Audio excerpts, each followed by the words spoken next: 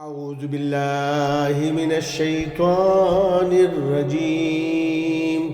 بسم الله الرحمن الرحيم. ويستفتونك في النساء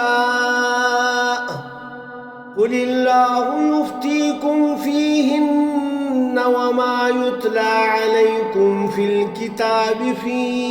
يتامى النساء اللاتي لا تؤتونهن ما كتب لهن وترغبون أن تنكحوهن والمستضعفين من الولدان وأن تقوموا لليتامى بالقسط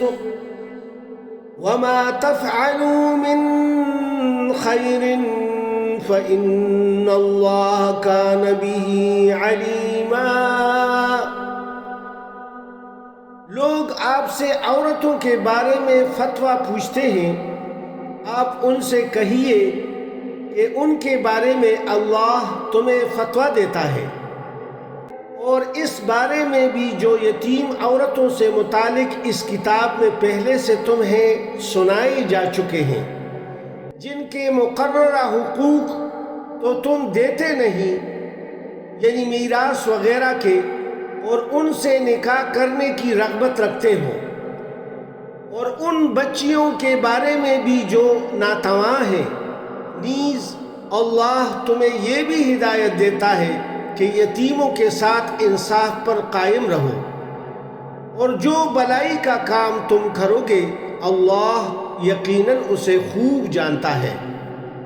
وَإِنِ امْرَأَةٌ خَافَتْ مِنْ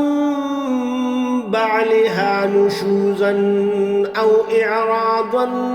فَلَا جُنَاحَ عَلَيْهِمَا أَنْ يُصْلِحَا بَيْنَهُمَا صُلْحًا وَالصُّلْحُ خَيْرٌ وَأُحْضِرَتِ الْأَنفُسُ الشُّحَّ وَإِن تُحْسِنُوا وَتَتَّقُوا فَإِنَّ اللَّهَ كَانَ بِمَا تَعْمَلُونَ خَبِيرًا. اور اگر کسی عورت کو اپنے خاوند سے بدسلوکی یا بے رخی کا اندیشہ ہو